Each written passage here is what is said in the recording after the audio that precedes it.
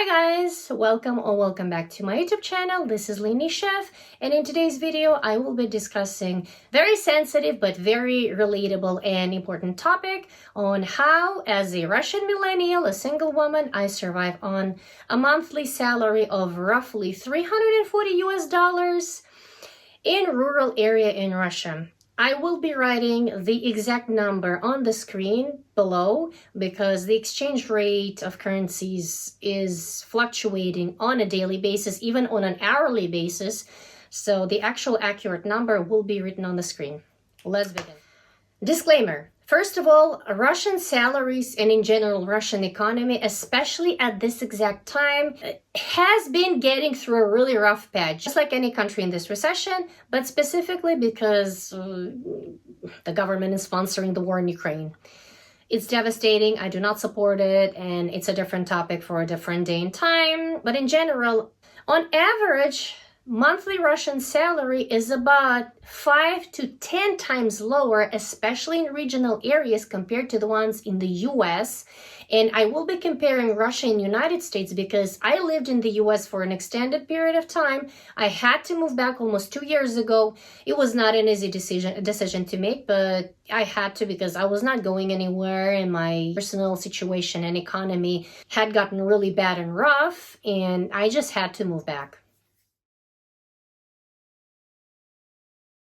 Number one, I had to move back to my parents' apartment in the suburbs, and this decision, because I simply cannot afford rent, living on a very crappy salary right now, but I'm figuring things out, it helps me to save roughly $300 per month on rent, let alone trying to save up money for the mortgage, because property rates and property cost across the globe is extremely high. Especially in Russia, when you're a single person and you want to buy at least a studio apartment, especially in the city, any major city, let alone Moscow, the mortgage rate is so high. I think it's about 29-30% that no one can afford it.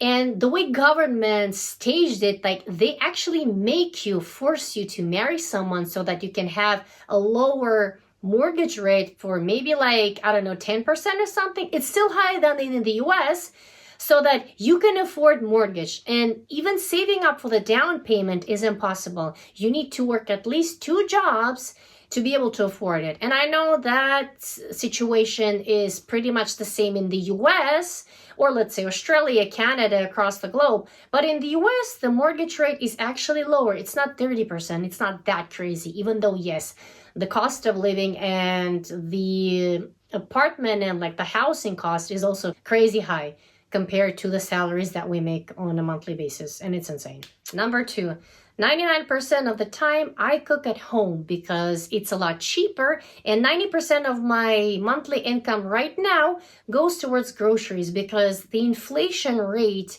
for groceries is extremely high in Russia, and it's not regulated by the government, and it sucks. And I kid you not, the grocery cost in Russia keeps changing every 3 business days, if not every single day, especially in regional areas, which is weird to me and it's unfair, but that's life. The grocery costs in regional areas in suburbs may be more expensive than in Moscow. I kid you not. And listen, I have no words. We're all with it. We survive the way we can. For instance, the kilogram, 2 pounds of cucumbers costs about $4. Bananas are cheap in Russia. Freaking cucumbers? I don't know. They're not made of gold. Goldilocks didn't raise them, but because it's not the season, they're very expensive. I am the person who loves cucumbers, for instance, and I had to cut down on that expense because it is expensive. You can't afford it. I mean, yeah. And also going out is more expensive. I do go out maybe once a month, buying something really cheap, but it's a luxury to me right now. So yeah. 3, I had to cut down on beauty procedures tremendously because I just cannot afford getting my nails done. And I used to get my nails done every 2 weeks at a nail technician in Brooklyn, then in Miami suburbs area when I was in the US. I really miss those times. As a woman, you still want to feel pretty And I had to figure things out, and I'm learning how to do my nails at home. I'm not bad at it, but I'm not great at it either. It saves me money, and I did spend some of money ordering stuff from Russian Amazon, aka Wildberries, and this is what is helping me to kind of look put together. Also, waxing and all the little procedures, and also dyeing my hair at home. I miss those times. I really hope that I will figure out my job situation finally, and will get that little female joy and feminine stuff back. I miss it, but right now it is what it is. As any normal person, specifically woman, you want to look put together, so we're finding ways, It's sad, it's honestly sad. And plus, on the other hand, it comes in very handy when you know how to do your nails at home. Again, saving the money any way you can. Yeah, it's a painful topic. Let me just leave it there. Number 4, coming from number 3, I almost do not shop because, first of all, I used to be a clothing whore. I'm still a clothes whore, and clothing cost in Russia is actually about the same as in the US. Any decent quality dress will cost you $30, $35 to $50. But with Russian money that I mentioned, $350 on average, maybe $500, buying $30 dress equals to buying $300 dress, making around $3,000 to maybe $5,000 in the United States. I kid you freaking not. Yeah.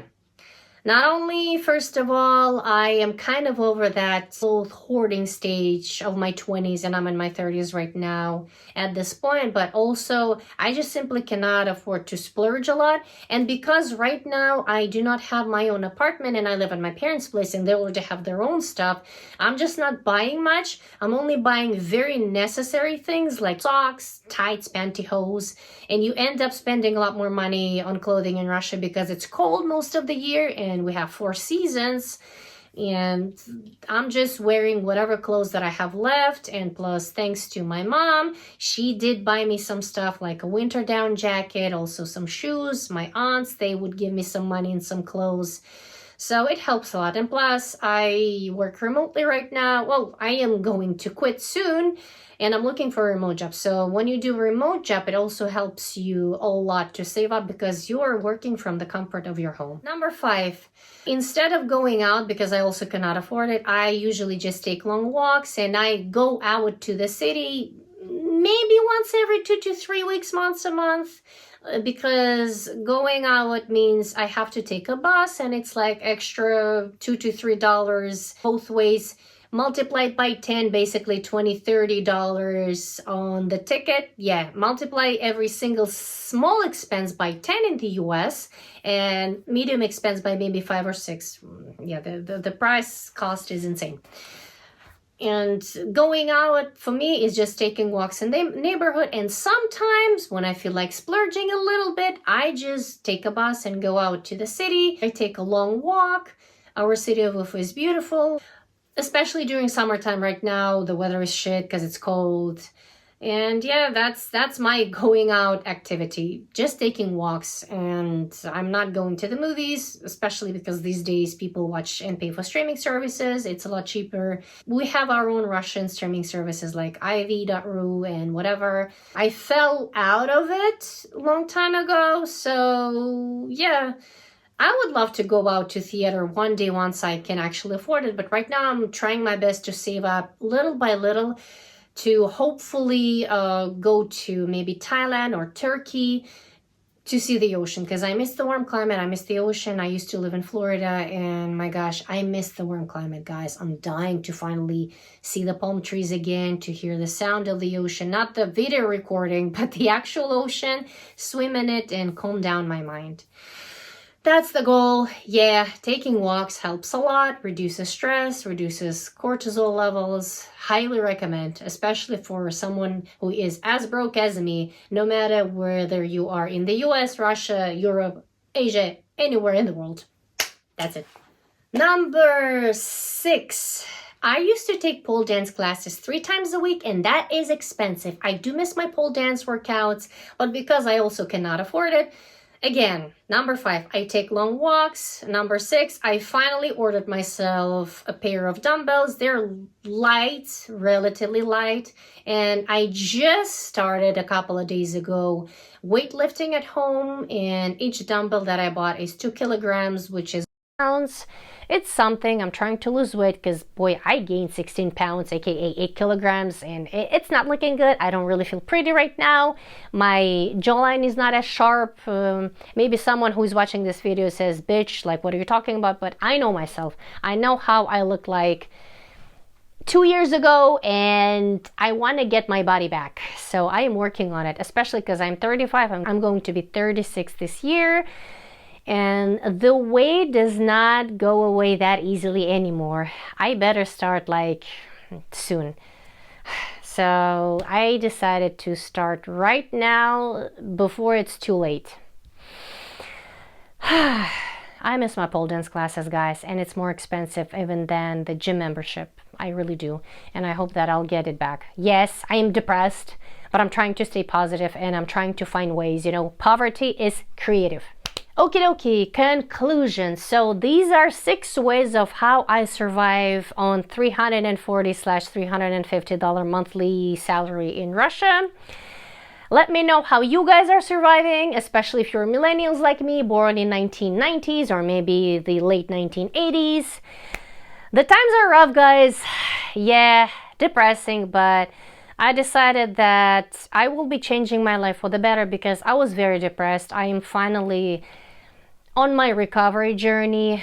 It's not easy, but I feel better compared to a year ago and even 2 years ago, especially a year ago. Like last year of 2025 was a terrible year for me, mentally, emotionally, financially, all the way. And right now I'm just accepting my reality. I'm learning how to live in Russia because I do feel like a foreigner in my own land, and that's another topic for another video.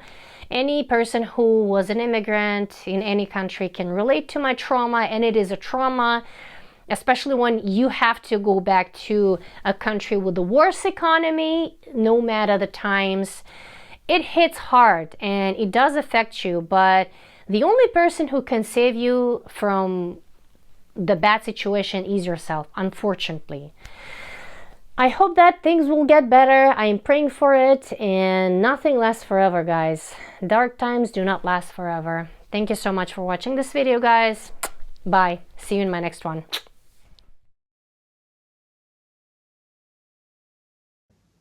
Хуйня. Какого хуя ты не записывал? Пардоньте. I will be discussing it in today's on how do I survive on a 340 monthly US dollar salary. Hi guys, welcome. Блять.